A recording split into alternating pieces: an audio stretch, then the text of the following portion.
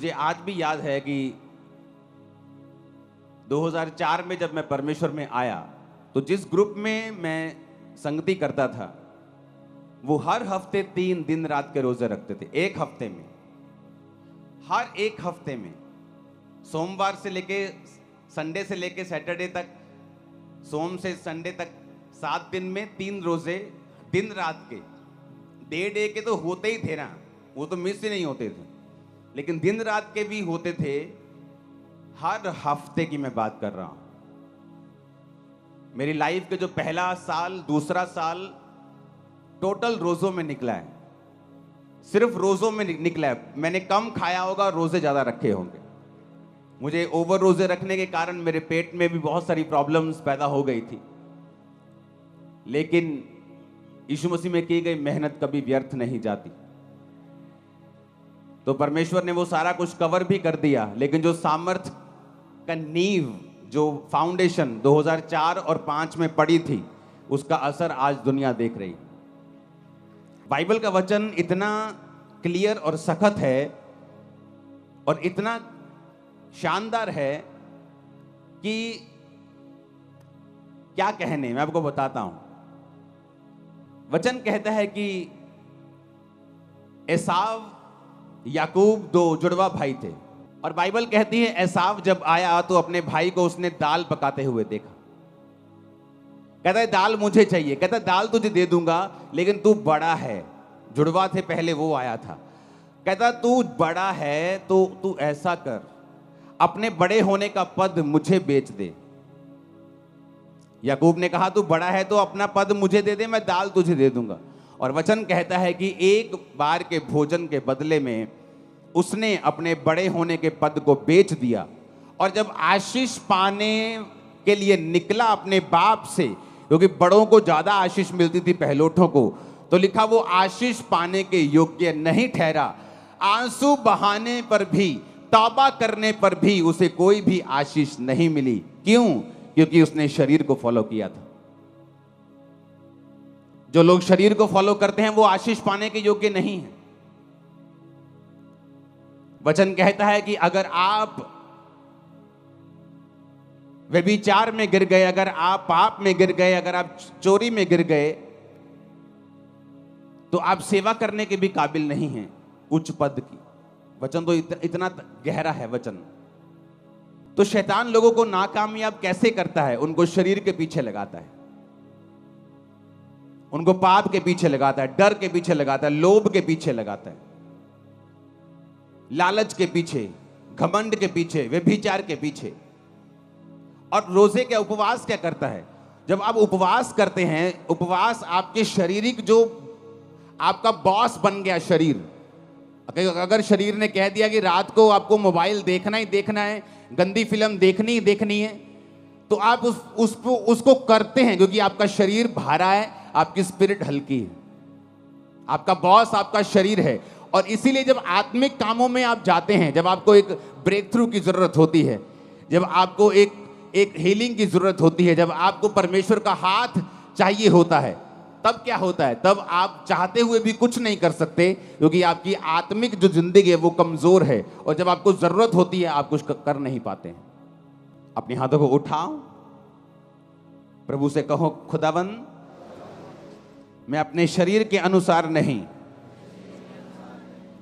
अपनी आत्मा के अनुसार चलो, प्रभु यीशु मसीह के सामर्थी नाम में। 2 तिमुथियुस 2 उसकी 20 से 22 आयत, उसमें लिखा है, बड़े घर में ना तो केवल सोने चांदी के, पर काठ और मिट्टी के बर्तन भी होते हैं।